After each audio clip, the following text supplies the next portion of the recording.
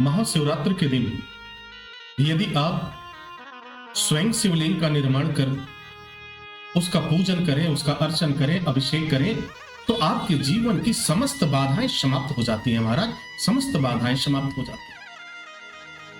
महाशिवरात्रि का समय अपने आप में दिव्य होता है, दिव्य योग होता है। उस दिन आपको पीली मिट्टी से शिवलिंग का निर्माण करें। काली मिट्टी, पीली मिट्टी, जो भी मिट्टी हो, उससे शिवलिंग का निर्माण करें। स्वयं उसके साथ कुछ सामग्री की भी व्यवस्था रखें, दुर्वा रखें। और शिवलिंग का निर्माण करने के बाद शिवलिंग के चारों तरफ उस दुर्वे को, जैसे पौधे को गाड़ा जाता है, बोया जाता है, वैसे लगा करके और लाल धागे से उसको एक बंधन कर दो।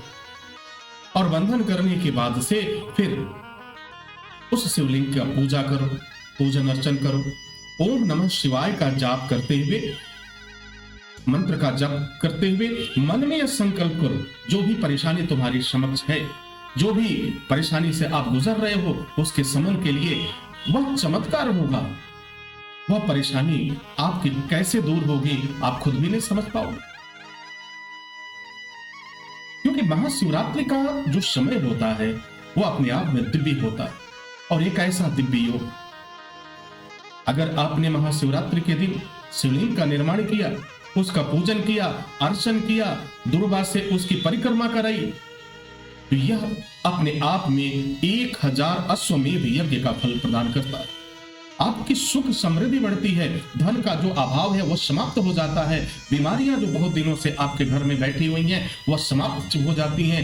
यदि कोई प्रेत बाधा भी परेशान कर रही है, वो हमेशा हमेशा के लिए वह समाप्त हो जाता है और आप बंधन से मुक्त हो जाते हैं।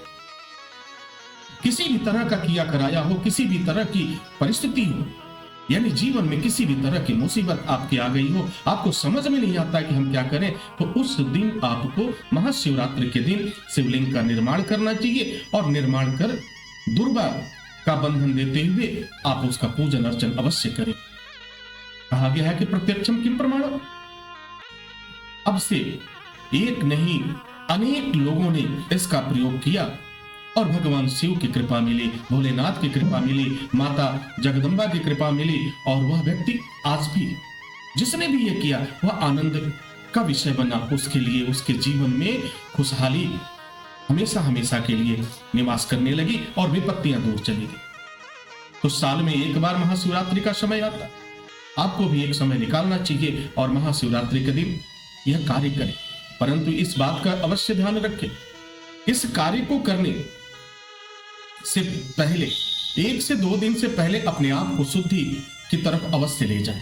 मन, वचन और कर्म से आपकी शुद्धता होनी चाहिए, पवित्रता होनी चाहिए। अर्थात महाशिवरात्रि के 3 दिन पहले से अपने आप को आप इस लायक बनाओ कि आप भगवान शिव का अर्चन करने जा रहे हो, उनका यजन करने जा रहे हो। मां जगदम्बा की कृपा प्राप्त करने के लिए अपने आप को अब पूजा लायक बनाना। करना क्या होगा, 3 दिन तक कम से कम प्रयास करो कि मन से, वचन से, कर्म से आपसे कोई पाप ना होने। मन को पवित्र रखो, मन में हमेशा भगवान शिव का चिंतन रहे और सीताराम सीताराम का जप आपके मन में चलता रहना चाहिए 3 दिन पहले। और जैसे तीसरा दिन आता है, उसी भाव में आपको इस कार्य को करना है और उस दिन आपको निराहार रहना है, अर्थात व्रत रहना। और व्रत का तात्पर्य ये नहीं कि आपको उसके बाद कुछ खाना। व्रत रहने का मतलब कि आपको सुबह से लेकर के शाम तक आपको कुछ भी नहीं खाना। और इस पूजन को करिए, महाशिवरात्रि के दिन इस पूजन को अवश्य करें और भगवान शिव की कृपा को प्राप्त करें। जो लाभ मिलेगा वह अपने आप में एक दिव्य लाभ है और यह एक चमत्कार से कम नहीं होता, क्योंकि उस दिन भगवान भोलेनाथ माता पार्वती के साथ आशीर्वाद देने के लिए तो निकलते हैं। कल्याण की भाव से ही तो सृष्टि का भ्रमण करते हैं। नंदी भी साथ होते हैं, मां जगदम्बा भी साथ होती हैं और भगवान शिव भी साथ होते हैं। अब प्रभु जब 3 लोगों का और नंदी हमारी संदेश वाहक होते हैं, तो तो महाशिवरात्रि के दिन का जो ये पर्व होता है, जो ये समय होता है, अपने आप में दिव्य योग होता है। मैं जानता हूं कि हम 1000 अश्वमेध यज्ञ नहीं कर सकते। हमें मालूम है कि बड़े से बड़े हम यज्ञों का आयोजन नहीं कर सकते, उसका आयोजन नहीं कर सकते, लेकिन महाशिवरात्रि के दिन शिवलिंग का निर्माण करके उसका पूजन तो अवश्य कर सकते हैं। तो यह आयोजन आपको अवश्य करना चाहिए। भगवान शिव का यह पूजन आपको मार्ग दिखलाएगा, आपके जीवन में खुशहाली लाएगा, सुख समृद्धि की, धन धान्य की वृद्धि होगी, रोग से मुक्ति मिलेगी, मन शांत होगा, वास्तविक आनंद की प्राप्ति होगी और भगवान शिव की कृपा में।